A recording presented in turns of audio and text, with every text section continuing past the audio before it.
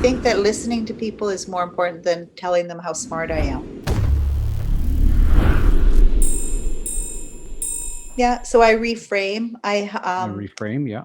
Yeah, and I get them to step back from the situation. Sometimes people are too close to the situation. Like, I don't want to cause any animal activists to be alarmed or anything, but sometimes people think that their dog is I don't know, chewing all their shoes. Let's go with that. So the dog's chewing all their shoes and they yell at the dog, and they feel bad for yelling at the dog, and so they give them a shoe to chew, and then they regret giving them the shoe to chew, and they want to discipline the dog, and so I get them to step back out of the situation, and so sometimes we do some physical work, such as imagine that you are going to continue to let the dog chew shoes. Right. That's one scenario.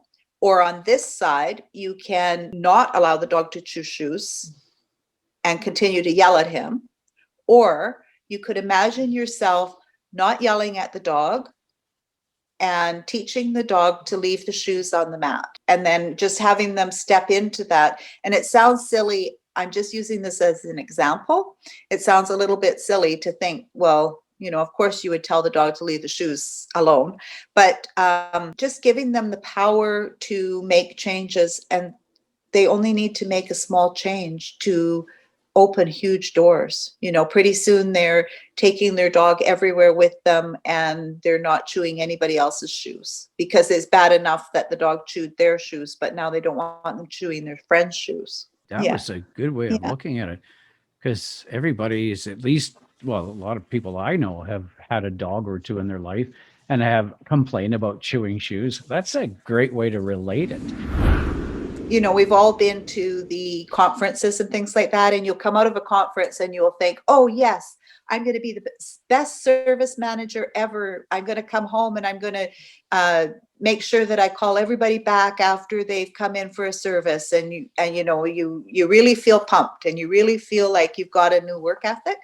And then you get home after the conference and you put your feet up on the table and you eat a bowl of chips, and the next day you go to work, and the first person that comes in says their service didn't go that well, and then you snap at them, um, because you don't have any accountability. You don't have somebody to say, oh, remember, just there's just somebody else, or a physical thing. Perhaps it's this pen here would remind me. So it could be a physical thing, like, oh, that pen reminds me that I just went to that conference. It says on here, right here, go to the best conference, and I did that. Mhm. And it's a physical reminder. So this is what I help people with, is to set up accountability. So if there's not something in their actual environment that Yeah. could remind them that they have made a choice to have different behavior, then they can email me or text me, and just say, this went super well this week, or this is not going so well. And I like to have a week in between sessions. Sometimes I have a client right now that's getting ready for a big exam. So she lives in Toronto, and she's getting ready for a big exam. So I'm going to speak to her twice this week, just to help her to calm her critter brain and go in feeling strong. Yeah, so the acupressure points, I use some of that too. So I would have throw out a problem, Mike. Give me some kind of a problem that you think that you would like to stop or have change. What kind of change would you like? I'd have to go back because I've done a lot of reevaluations. A lot of it was being influenced by wrong people. Yes, yes. And so what I'm hearing you say is that you eventually lost your voice. You were in the same work for 26 years, and eventually you felt trapped. And it sounds, you'll have to correct me if I'm putting words in your mouth, but it sounds like you lost a lot of spirit of your own natural inquiry and creativity. Is that right? Oh, exactly. The ripple effect for me is now when I cause someone to say, oh my gosh, I can't believe that I've changed. I can't believe that I've had 12 days of not smoking. That creates in me a new ripple effect. It's like a current, and I get invigorated. Larry, I'm quitting the company and starting my own. And by the way, I feel great. Steve, you're a great guy with great skills. You're gonna do great. What the hell? I'm coming with you. One of my people said to me, I get so much out of our visits, but I just want you to know that I hope you're getting something from it too. And I just smile because when it's my turn to talk, I always thank them at the end of the session. I thank them for their appreciation, and and I always ask for an aha. What's your aha from this conversation? And I take that with me.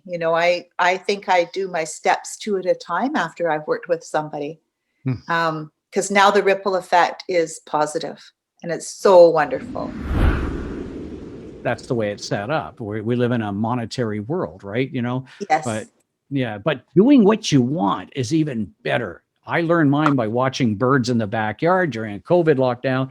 And long story short, here we are now. And I love doing this, and it's growing. Like I tell people, and I share my story so they can Yes. see my growth, and that's fun. Yes. Back in the day, why are you telling that? Nah, I want people to know so they can grow with me, and hopefully it'll be inspiring for the next guy, because right now we got people losing jobs, and you got to do something. Pick up your phone and start saying, well, I woke up today. That's the beginning of a story. And then while you're brushing your teeth, well, I brushed my teeth and I thought I planned my day out. And I went for a walk. And next thing you know, it's turning into a story. Make it 60 seconds if that's all you have. But the next show will be 2 minutes. And then 2 people watch to do that. That's how it starts. And the way you look at that, that's not very many. Well, 2 people, that's you and 2 other people at your kitchen table. That's how you picture that. And then when it gets to 25 people, could they fit in your house? And then it grows into 100 people. Then when it hits 1,000, it's a round number celebration. And that's what I did. Every time I grew and that audience grew with me, it was a celebration. I'm thinking, could I fit all those people in my house? Yeah, on my website, I allude to Vancouver or Vancouver Island. I don't actually say where I live because there's only 300 people here, and I did say that I'm introverted. I don't want people to knock at my door. When I was a realtor, I had a neighbor that would stand in my doorway. After he listed his house for sale with me, he just would drop by. I would be getting ready for work in the morning, brushing my teeth and running around with just a t-shirt on, that kind of thing. And here this old man would be standing in my doorway. I don't want that. That's too invasive for me. Mhm. Did you really have that happen? Yes, I did. Yes. That's And I crazy. didn't, yes. And as soon as I looked up and acknowledged him, he stepped inside the threshold and closed the door behind him. He felt it was He his was a right. little bit, well, he felt like he was invited in at that point because then I acknowledged him. So yeah, it's just, it's a matter of self-preservation um, and privacy. Yeah, I don't mind spontaneity, but in this work, I have set appointments with people, and now it could interrupt somebody else's time. I actually work 5 days a week, but I speak to other people 3 days a week because I have research to do. So when I'm working with someone, I don't always know every single thing about their issue, which, let's take smoking, for example. I had to learn about smoking. I would say filed away, I have upwards of 60 different certificates of the achievements that I've had. So Good for you. that's not a Oh, braggadocious thing. It's yeah. just saying that I never let moss grow on my feet. I'm constantly changing and evolving, Yeah. and yeah, and I'm not afraid of change. And so I really want to help other people to not be afraid of change, to embrace it, and um, to learn from their questions. So if they just it can be pretty much anything. If they feel comfortable mentioning it and they want to work on it, they have to really want to work on it, because I'm investing my time and energy speaking with them. Um, and if they do, then I know that I can help them. You know what I do? I go outside my comfort zone. I'll do videos in the bathtub and I'll make jokes. I'm not showing anything from here. I did one this morning. I got it on TikTok right now.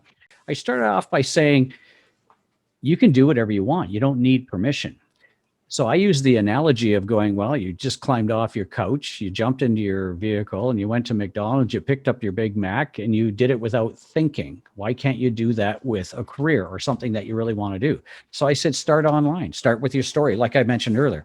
So, but the whole uncomfortable thing is because I'm very comfortable with myself doing whatever. I'm a bit of a goofball that way. So, but doing it in the bathtub, because people think I would never do that. Why? What are you afraid of? What they're going to think of you? Babe, who cares what they're really not thinking of you? Sure, for the time they're watching the video, but then they're going back to their own problems.